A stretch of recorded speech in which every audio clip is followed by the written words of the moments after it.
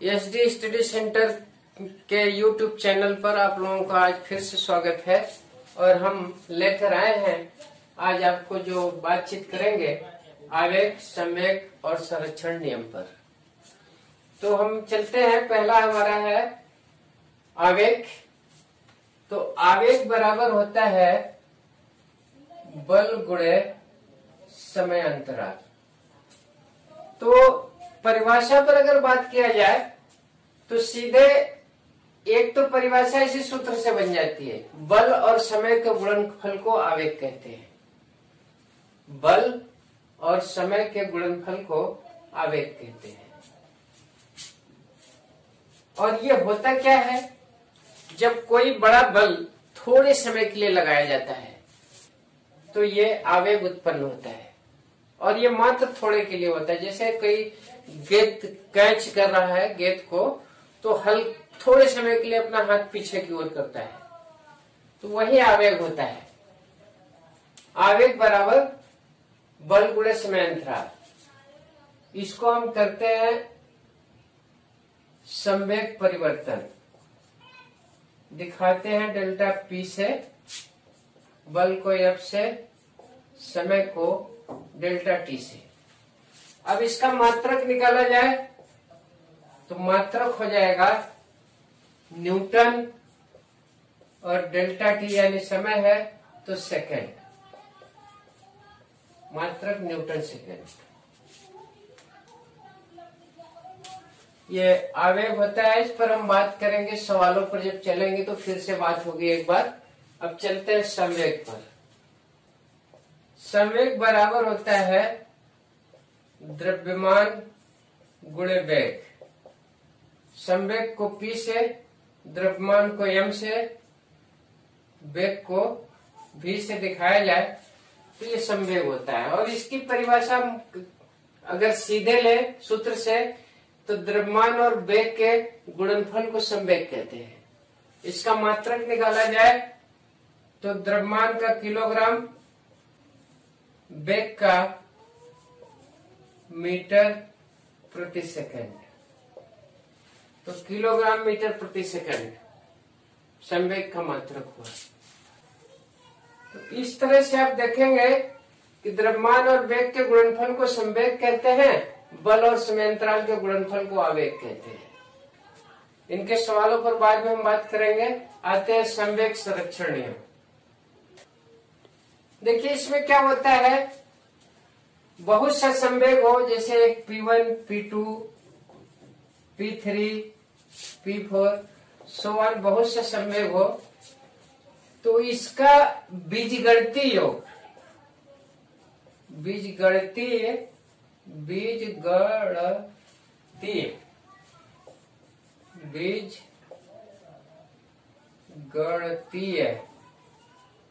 योग स्थिरांक होता है।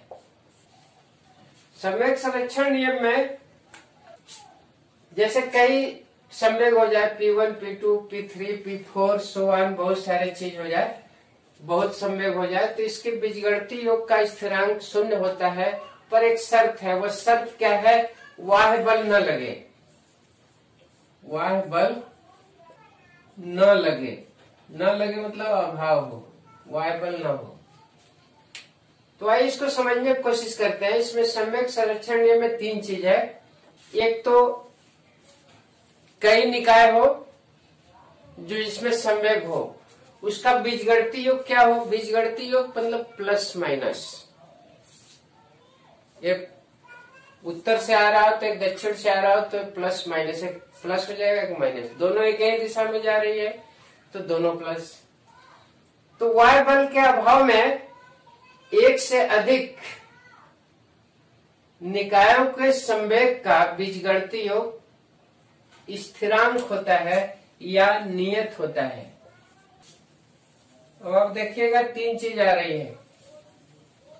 एक, कई निकायों का संवेग वायु बल के अभाव में नियत होता है। अब इसको समझने की कोशिश कीजिए कैसे नियत होता है। जैसे हम दो लेते हैं, दो निकाय लेते हैं, या एक ही में दो लेते हैं। एक ये गोला है, ये m द्रव्यमान का है, v वेग से जा रहा है, तो इसका p हो जाएगी mv, द्रव्यमान गुणे वेग संवेग हो जाएगी mv। अब संयोग से ये चलते चलते टूट के दो गोले में हो गया, एक m1 एक m2, तो दोनों एक ही दिशा में चली जाएगी। तो पहले का संवेग हो जाएगा, इसका वेग मान लीजिए v1 है, इसका v2 है, तो पहले का संवेग हो जाएगा m1 v1, दूसरे का संवेग हो जाएगा m2 v2। दोनों एक ही दिशा में है तो एक दोनों प्लस होंगे, ये स्थिरांक हो जाएगा किसके, ये कुल के बराबर, mv के बराबर। इसको हम और आगे समझेंगे, पर इतना पहले समझ लेते हैं। दो या दो से अधिक निकायों का संवेग वाय बल के अभाव में नियत होता है। दो या दो से अधिक निकायों का संवेग वाय बल के अभाव में नियत होता है। नियत होता है मतलब यहाँ देख लीजिए कैसे होता है। एक तो हमने एक ही वस्तु लिया और इसको चलते समय दो बार ब्रेक कर लिया, मतलब टूट गया, तो पहला का द्रव्यमान m1 और वेग v1 है, दूसरे का द्रव्यमान m2 तो वेग v2 है। इन दोनों का संवेग नियत होगा, नियत मतलब इसी के बराबर होगा, हमेशा बराबर होगा। 3 से टूट जाएंगे तब भी इसी के बराबर होंगे, 4 टूट जाएगा तब भी इसी के बराबर होंगे। तो आइए चलते हैं, हम इस पर सभी कंडीशनों को देखते हैं, कौन किस तरह से टूटता है, क्या होता है। आइए बंधुओं, जब हम दो गोले की बात करें, दो गोले, मान लो एक गोला यहाँ m1 द्रव्यमान का है जिसका वेग v1 है, दूसरा गोला यहाँ m2 द्रव्यमान का है जिसका वेग v2 है, तो इसका p1 हो जाएगी m1 v1 संवेग के नियम से, इसका p2 संवेग हो जाएगी m2 v2। अब दोनों गोला एक ही दिशा में जा रहे हैं और एक समय ऐसा आया कि दोनों टकरा के मिल गए, तो एक m1 यहाँ m2, ये गोला जब एक हो जाएगा तो इसका m हो जाएगी m1 प्लस m2 और इसका v हो जाएगा v1 प्लस v2, दोनों का वेग इसका कुल वेग हो जाएगा क्योंकि मिलके चलने लगे, तो इसका संवेग p हो जाएगी m इंटू v, यानी m का मतलब ये दोनों, v का मतलब ये दोनों। तो ये अब ये संवेग संरक्षण नियम पर जब इसको देखेंगे तो क्या मिलेगा आपको, मिलेगा ये कि p1 प्लस p2 बराबर p हुआ, यानी ये नियतांक हो गई आपकी दो निकाय के लिए। अब इसको अगर विस्तृत खोलना चाहेंगे तो हो जाएगा m1 v1 plus m2 v2 बराबर m1 plus m2 v1 plus v2, इस तरह से हो जाएगा। ये कंडीशन आपको सवाल लगाने में मदद करेगी। अब देखते हैं जब ये विपरीत होगा तो क्या होगा, बस थोड़ा सा समझिएगा। जो ये गोला विपरीत होगा और सट जाएगा तो दोनों गोले का द्रव्यमान वही होगा, m का मान हो जाएगा m1 प्लस m2, जैसे पहले था वैसे ही रहेगा, लेकिन v जिसकी चाल ज्यादा होगी, v का मान हो जाएगा v1, ये v जिसका चाल ज्यादा होगा v1 माइनस नहीं है, ये जो ज्यादा होगा उसमें से घट जाएगा। अगर v2 ज्यादा है तो ये घट जाएगा, v1 ज्यादा है तो v2 घट जाएगा। उस कंडीशन में स्थिरांक ये हो जाएगी। कभी कभी ऐसा होता है दो गोलों में, ये दोनों गोला टकराया, एक गोला रुक गया, मान लीजिए m1 गोला रुक गया, m2 चलने लगा, तो उस कंडीशन में m हो जाएगी m2 और एक ही दिशा में टकरा रहा है तो v हो जाएगी v1 प्लस v2। उस समय स्थिरांक ही आएगा। आप यहाँ ये रखिएगा। देखिए, आइए हम चलते हैं गोलों के टक्करों में परिणामी संवेग। जब गोले कई हो, दो या दो से अधिक हो, जब टकराते हैं तो परिणामी संवेग में उनके ये m और v दोनों बदलते रहते हैं। तो बदला हुआ m क्या रखेंगे, बदला हुआ v क्या रखेंगे, जब ये आप जान जाएंगे तो सवाल हल करने में आपको आसानी हो जाएगी। तो आइए पहले हम बात करते हैं m पर।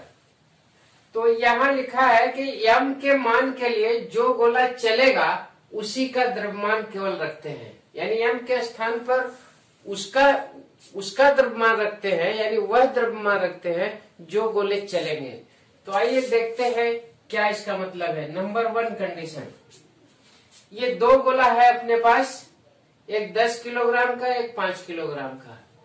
पहले गोले का वेग है 20 मीटर पर सेकंड, दूसरे का है 15 मीटर प्रति सेकंड। तो अब ध्यान दीजिए, ये गोला कितने तरह से अपना खेल खेलेगा। नंबर 1, एक तो ये चलेगा, सट जाएगा, सट के चलने लगेगा।